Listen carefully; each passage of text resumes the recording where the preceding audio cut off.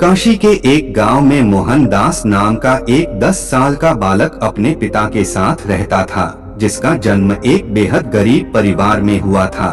मोहनदास जब 5 साल का था तब उसकी माता किसी गंभीर बीमारी के चलते पैसों की कमी और आसपास कोई चिकित्सा केंद्र न होने की वजह से चल बसी थी। मोहनदास के पिताजी ठाकुरों के खेतों में मजदूरी किया करते थे, जिससे मिलने वाले पैसों से मुश्किल से ही घर का खर्च चल पाता था। भगवान बुद्धा और मोहनदास उन समय में छोटे छोटे गुरुकुल हुआ करते थे, जहां पर शिक्षा का ज्ञान दिया जाता था, जिसकी मासिक फीस 100 रुपए थी।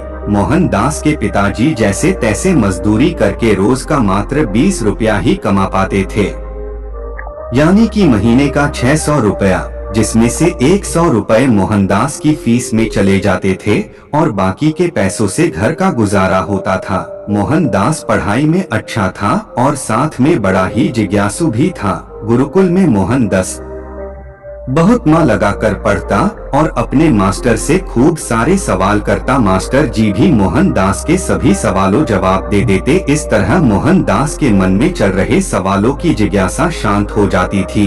गुरुकुल से छुट्टी होते कि वह तुरंत अपने पिता के पास उनके काम में हाथ बटाने के लिए पहुंच जाता। धीरे धीरे ऐसे ही समय बीतता गया। ठीक 6 साल बाद मोहनदास और उसकी पिता की जिंदगी में फिर से दुखों ने दस्तक दे दी। मोहनदास जब 16 साल का हुआ तब उसके पिता बीमार पड़ने लगे थे। अब उनमें मजदूरी करने की ताकत नहीं थी। पैसे न होने की वजह से मोहनदास का गुरुकुल भी छूट चुका था। इस तरह मोहनदास ने 7 साल की उम्र से 16 साल की उम्र तक ही गुरुकुल से शिक्षा हासिल कर पाता है। मोहनदास पिता को लेकर बहुत परेशान था, क्योंकि मोहनदास के पास अपने पिता का इलाज कराने के लिए अब पैसे नहीं थे। जैसा कि मोहनदास बड़ा ही जिज्ञासु बालक था, जिस वजह से वह किसी भी अमीर इंसान को देखता तो अपनी जिंदगी के बारे सोचने लग जाता। इन सब हालातों के चलते मोहनदास के दिमाग पर ऐसा असर हुआ कि वह मजदूरी करने लगा। मोहनदास वो हर संभव प्रयास करने लगा जिससे उसके पास धन आए और वो अपने पिता की बीमारी का उपचार करवा सके।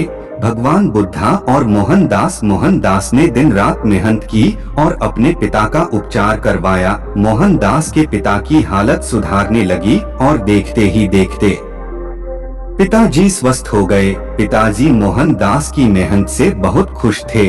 मोहनदास के पास अब इतना धन हो चुका था कि मोहनदास ने एक खेत और 2 गाय खरीद ली थी। जिन हालातों के चलते मोहनदास ने यह कदम उठाए थे, आज उसी की बदौलत मोहनदास के पास खूब धन था, जिससे उसकी जिंदगी की लगभग सब जरूरतें पूरी हो जाती थी। भगवान बुद्धा और मोहनदास जिज्ञासु होने की वजह से बड़े बड़े धनवान लोगों की जिंदगी के बारे जानने लगा, जिसका असर मोहनदास के दिमाग पर यह हुआ।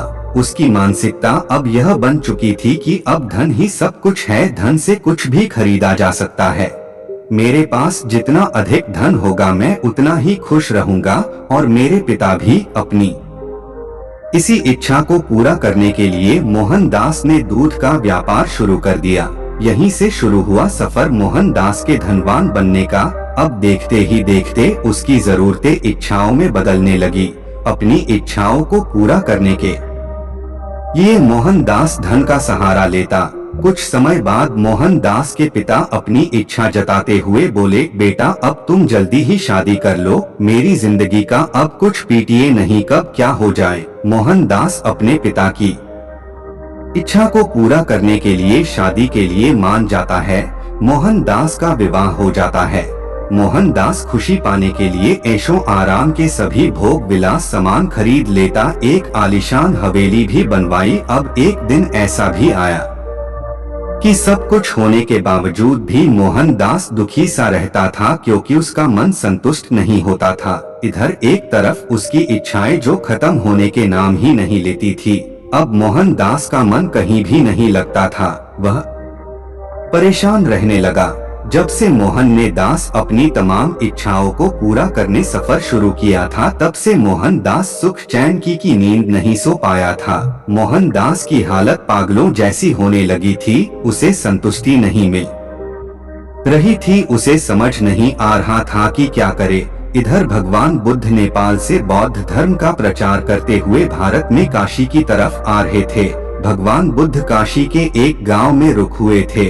मोहनदास को इस बात का पता चलते ही वह भगवान बुद्ध जी के पास पहुंच जाता है। भगवान बुद्ध अपने अनुयायियों को प्रवचन सुना रहे थे। इतने में मोहनदास बुद्ध जी के पास रोते हुए पहुंचा और बोला, मैं इस जिंदगी में बहुत परेशान हो गया हूँ। हे बुद्ध, मैंने जीवन में खूब धन कमाया ताकि अपने सुकून के लिए कुछ भी खरीद सकूं। मुसीबत के समय मेरे यह धन मेरे बहुत कम आए। इनसे मैंने अपनी हर सुख सुविधा की वस्तुएं खरीदी जिनसे मुझे बहुत खुशी मिली। तो ऐसी क्या वजह की जो मेरा मन संतुष्ट नहीं हो रहा?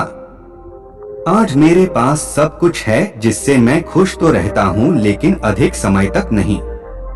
सब कुछ होने के बाद भी मुझे सुकून क्यों नहीं मिल रहा? मन को शांति और संतुष्टि नहीं मिल रही जो मिलनी चाहिए। कृपया मेरी इस समस्या का समाधान करें, अन्यथा मैं खुद को खत्म कर दूंगा। भगवान बुद्धा और मोहनदास तब भगवान बुद्ध मुस्कुराए और कहा, तुम्हारे दुख का कारण तुम्हारी असीमित इच्छाएं हैं। धन दौलत से तुम लंबे समय की खुशियां तो खरीद सकते हो, लेकिन सुकून की जिंदगी नहीं। धन से इंसान सुकून का एक पल भी नहीं खरीद सकता है। धन से तुम खुशियों का महल, मखमल के गद्दे और सोने चांदी से बनी चारपाई तो खरीद लोगे, लेकिन सुकून की नींद कभी नहीं खरीद सकते, क्योंकि यह धन से नहीं ज्ञान से खरीदे जाते हैं।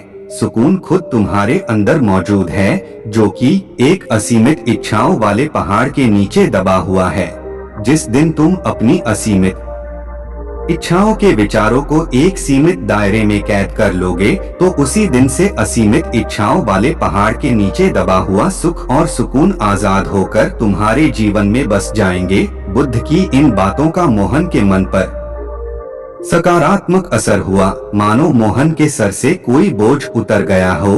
अब मोहन के अंदर खुद को सुखी करने की कोई इच्छा शेष नहीं बची थी। वो समझ चुका था कि मेरी परेशानी का कारण मेरी यह असीमित इच्छाएं ही है, जिस वजह से मैं सुख की नींद कभी नहीं सो पाया, कभी भी सुख के फल का स्वाद नहीं चख पाया था। अब मुझे कुछ नहीं चाहिए। कुछ दिन बाद मोहन ने खुद यह अनुभव किया कि अब सच में कितना सुकून है मेरी जिंदगी में। शुरू से मैं मूर्ख, सुकून पाने के लिए खुद पर धन दौलत लुटाता रहा, बस धन कमाने के पीछे भागता रहा। जीवन के इस सत्य से अनजान रहा कि सुकून तो मेरे अंदर ही था, जो असीमित इच्छाओं के अंधेरे में कहीं खो गया था। और आज मन से मैं बहुत हल्का महसूस कर रहा हूँ। आज जाकर मेरे मन को सुख की संतुष्टि प्राप्त हुई है। जय हो महात्मा बुद्ध की, जिन्होंने मुझे यह ज्ञान दिया। अन्यथा मैं यूं ही सारी जिंदगी सुख चैन की तलाश में भटकता रहता और अंततः मृत्यु को प्राप्त हो जाता। तो दोस्तों, इस कहानी से हमें यह सीख लेनी चाहिए कि अपनी इच्छाओं की सीमित ही रखें तो ही जीवन में सुख का आनंद ले सकते हैं।